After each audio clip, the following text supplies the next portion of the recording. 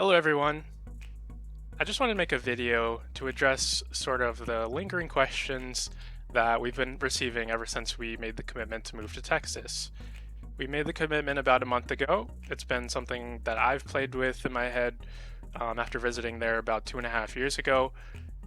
But as well as my wife, once I met my wife, we kind of had that vision together. We talked about it, and some things happened with an apartment we were staying in, and some issues started happening with it. And, I looked at my wife, Tori, and I said, hey, why don't we just do it now? Because if we sort of put it off and try and see when we're ready and play things out, it's 2020. So who knows what's going to happen tomorrow? And in other words, let's just do it. Let's send it. Let's go. And that's sort of the decision we had to make together. And ever since we made it, to be honest, I've been very excited. I've been kind of like at peace with our decision because it's been such a not lifelong, but a couple years dream of mine to move to Texas specifically. We had our mind set on San Antonio. That was our city that we kind of committed to, but there were some other options hanging out there. Austin, you know, was a big draw because of the younger culture there and the up and coming tech scene, which I work in IT, so that would make sense. But we went there, we went to San Antonio after we went to Austin, and you know what? It's just so nice there. And the thing about it is, it's not this big city that you would think about in the news or whatever you've seen on Google Images or whatever. It's actually very quiet. Now, I won't say that there's not some city to it. There's definitely the buildings, the hotels, the tourism, not so much in 2020, but it's something that kind of draws a young couple to want to experience maybe starting a family or at least getting settled down somewhere for a few years, 3, 4, 5. Who knows? That's part of the questions that I'm going to be answering. Anyways, let's get right into it. So I got to look at the chart here. The question is, when will you be moving? And so we have the days. Next Tuesday and Wednesday are our packing days, and next Thursday will be our official leave day. The travel time is approximately 30 hours. So we'll be driving a truck, my truck, and we will be driving a giant moving truck in tandem, so one after another, down to San Antonio. There'll be 4 stops in between there, so it'll be a total of 4 days on the road, and it's going to be fun. We're going to see what comes from that, but it'll be an experience for sure. So we arrived there on Sunday, 12/13, which would be December 13th. Yeah. Have you found a place to live yet? The answer is no. So one of the big things about technology nowadays is that you can use what's called Airbnb. And what I didn't realize, which I found out about 6 months ago, is that you can actually rent a place out month to month through Airbnb. Now, if you keep that in mind, and you know that we've been saving and saving and saving, that we can actually propel ourselves over a long period of time just on Airbnbs alone, month to month. And there's no like, oh, I got to qualify for this, I got to make sure that I have my pay stubs for this, as you know, like applying for apartments and stuff. We can just sort of float for a bit. And that's the goal, is to sort of ease our way in, find an apartment that we like, don't rush it. Once we find that apartment, we're good. So I did land a job. I landed a job with a managed service provider. It's something that I've done with my dad's business before, which is ClearTech Group. Take a look at their Facebook page. So what I've done before is I've taken care of businesses, small and large, and their technology that they have on site. And they have a managed service provider, which would be the IT company that I work for. And I'll just go in, I'll drive in, make sure that everything is looking good, check the servers, check the backups, check the hardware, check the power, all that stuff that you can think of that has to do with IT. You got a guy that goes in there, checks everything out, make sure that if there's any unresolved issues that you have, that they're getting resolved on time. There will be a lot of travel involved, but I have no problem with that. I've traveled, obviously, many places, and that's not an issue. So I'm excited. We have new things coming. As far as where Tori will be working, we don't know yet. She's actually going to be spending some time back here after we move with family, and then she'll be flying back, and we will be taking a look at jobs for her until the fall semester, where she'll be going to Alamo College, which is the college in San Antonio. She'll be going for a 2-year program, and hopefully maybe in the future we'll be seeing a continuation from there. I don't know, we don't know, but yeah, so she'll be going to college and working as well. One of the main questions we get is, why Texas? There are many states in the United States that you could move to, and why would you move to Texas? The main reason is jobs. The other reason, lower cost of living. And the third reason is people. Let's start with the first one. So jobs. Texas stays consistently ranking at the top of any chart that you can look at as far as people migrating to that state. Why is that? Well, Texas, even in 2020, has experienced 2.6% job growth, even in a pandemic year, 2020. Texas is also becoming one of the top leaders in the technical industry. They have hubs like Austin, like Dallas and Fort Worth, and also San Antonio, which is becoming more and more of a technical city to move to. And I believe that in the next 10 years, San Antonio will become also joining the ranks with Austin and Dallas as one of the top leading technical hubs in the United States. So since I work in IT, if you would think about myself as a professional, which I do, I would take my profession seriously, and I would want to go where the best is, where the best jobs are, and where the best job growth is, so that I can keep pace with the other professionals in my craft. So if you take, for example, you were an actor, you would probably want to move either to New York City or to California, just because those two places are where a lot of the the leading jobs are for becoming a successful actor, actress. So I think about it the same way, is if you have a job and in your city, and your area in particular, has been a little bit lacking in growth and industry, that industry that you're in, if you have the opportunity to move, especially when you're young and experience the growth and the new technology that's coming out, I want to be and set my family up for the peak of what's happening in the world, if you know what I mean. Like, once something hits the market, like it's cloud computing or it's virtual server data backups, things like that, when they hit the market, I want to be able to be at the top of that, so that way I am most employable, I have the best amount of skills. And on the other flip side is my wife, who is also going to school, and she wants to sort of explore what she wants to do. And I believe that the job growth that Texas has to offer will allow her, for the best way possible, to find what she wants to do in life and fulfill her to the most. So that's just what I believe. Also, if I have kids and family and things like that, I want them to have the best opportunity to succeed, especially financially, in their environment. It was never my main thing to get away from the cold. It just was going to be a nice thing, because if you're going to move, why not move somewhere with nicer weather? If you're going to ask yourself, hey, what is my ideal place to live? And if it's not where you live, then maybe you should kind of question yourself. I'm just saying that coming from my perspective. If you don't like where you live, or if you think that there's a better place for you to live, why not explore that? And especially if you have the opportunity. I get it, some people have kids, you're going to school somewhere, you're doing your thing, you have goals in a certain location, you're kind of landlocked. That's fine. I mean, everybody has their thing.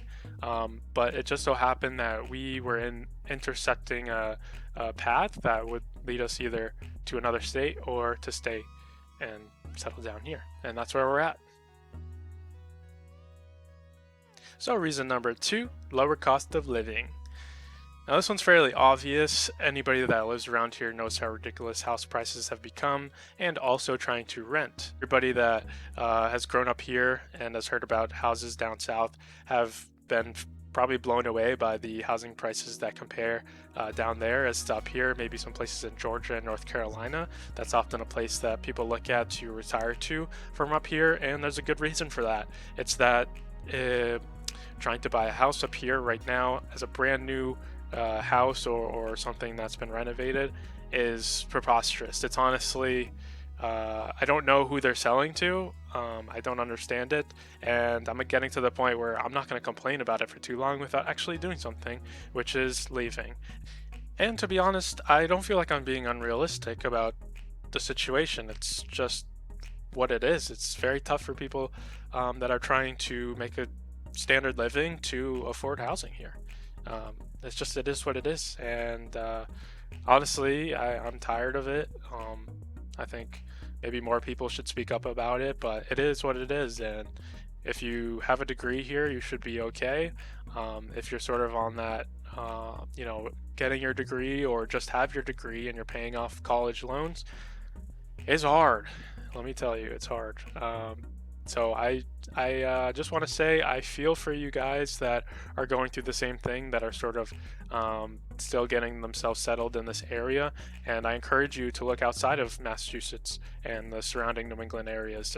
There's a lot of places that are becoming much more geared towards younger people, but you can still have a good life. And here is, in my opinion, it's becoming very, very not a great standard of living for those of us who want to make it here at a younger age. And I don't know, I really pray for those of us that are going through it, and that you do have an opportunity to maybe explore other areas as we have. I feel very blessed that we're able to do it. And it's not without, I want to say thank you to everybody who's helped us with the gifts from the wedding, that sent us money, that has supported us either housing wise or sent us, whatever you sent us. Thank you so much, because it wouldn't be possible without you and everything that you've done for us. I am a strong believer, and you are everybody that's around you, and everybody that's around us has been an absolute blessing, lifted us up, and has made this all possible. So thank you. And number 3 is the people. So the culture. So if you've never been to Texas or in the South in general, but I'm speaking on Texas because that's what I know, people are very friendly. Now, that's not to say you don't have your grouches and your people that are just not happy with life, where they're at, and that just goes with anything. But in general, people sort of have a more outwardly accepting personality. In other words, if you're walking down the street, or if you run into somebody at the dog park, or if you're at a park, somebody will actually talk and have a conversation with you, and will say, hey, how's your day going? We're gonna be over here if you want a bite to eat, or hey, my friend's coming down, do you want to come down with us and hang out and have a bite to eat, or whatever. Like the sort of things that would just be a common human interaction. I know with COVID things have been a little bit different, but in general, this was even before COVID, and even after we visited after COVID, people just sort of have a more bubbly, outwardly personality that my wife and I in particular are more attracted to. We relate more with people that would have you over for dinner even after meeting you a few times, and just in general, the culture is just a lot more laid back.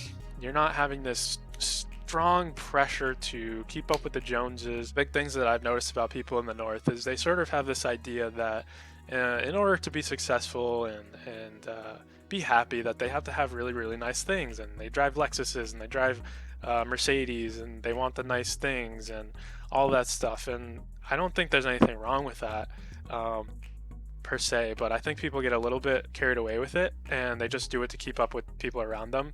And it's a lot of just, I don't enjoy it. So the culture here for me, for a long time, has not been relatable, and especially for my wife and I, we just want to go somewhere where people may be a little bit more accepting, a little bit more outwardly. And the question we receive is, do you have any family there, and why so far? In my opinion, it's not that far. It's only a 4 or 5 hour plane ride away, and we have no problems with planes. We can fly back to our family and enjoy Christmas and Thanksgivings and visit during the summer when it gets too hot down there. I think we'll be okay. I've talked to people in the past that have moved and then have moved back just because they wanted to be closer to family. And one person in particular I've had a conversation with, and she actually had a house in North Carolina, and they were very happy with where they were at, but they thought that their kids would be better off being close to family. And I asked her, I said, hey, do you like regret making that move? And she said, honestly, yes, because of what she had down there as compared to what she had up here. Just didn't compare, and the kids never really settled in with the grandparents and things like that. I'm not saying that's our situation, but the thing is, like, it's A, not that far, and B, if we're going to be happy somewhere and we're not going to be happy close to family, I would rather be happy somewhere and be able to see my family occasionally than always see my family and just never be happy. It's just the way it is. I think in some cases you do have to be a little bit selfish if you want just to have the life you want to live, but also compromise is part of everything. So you have to keep that in mind as well. We have zero family in Texas. I do have some friends that live down there. I do have some friends that I've made that live down there now. The thing is, we're not moving to the middle of nowhere. So we're going to find people to become in other words, a second family. We're going to find friends. We're going to make a friend group. We'll join a local church. We will explore different volunteer organizations. We will become integrated with the community. So as far as having a family down there, we do not have extended family down there. We will be our own family that is in Texas. So if anybody wants to follow us down there or visit us down there, you will always have somewhere to stay and to have somebody to show you around. So what's next? It's sort of a hard question to answer because we're not there yet. But what I will say is that we're looking to settle down. We're looking to, get an apartment for a little bit. Who knows? Maybe a house is in the plans. We don't know. But we definitely want to get a dog in the next 6 months. We want to sort of just get acclimated to our new area, get Tori a job, get everything all settled up, and from there we'll just keep living our life, keep exploring, travel. We're looking at some places, maybe Arizona, Oregon, Washington, big cities like Phoenix and Seattle and Portland. Just keep exploring, just keep exploring, enjoying life, and just starting a little family of our own, with our little dog baby. So I'm excited. Tori's excited. There's a lot to do. So yeah, there's a lot to do. So I will just wrap up by saying thank you to Massachusetts for showing me everything that you've shown me. Thank you for culturing me. Thank you for educating me. Thank you for taking care of me all of these years. But what I want to say is please, please, please become more realistic about living. Okay? I love you, but I gotta go. And I just want to give a special shout out to my mom, my dad, and my wife's parents, Brandon, Janine, thank you so much, and everybody who's been involved in this. Thank you for supporting us. Thank you for supporting our wedding. Thank you for supporting us financially. Been able to save up because of a lot of the things that we've been provided. So everything is coming together, and I want to say thank you from the bottom of my heart that this is happening because of you. And it took some work from the man upstairs for sure, but all of it's coming together, and I want to appreciate each and every one of you. And extended family, thank you so much for all of the support and the curiosity. We will hopefully touch base as soon as we can once we get down there, and we'll go from there. Hopefully I can give some more updates and maybe some tips on people that want to move out of state and are looking for more options. So stay tuned for that. Thank you. Love you guys.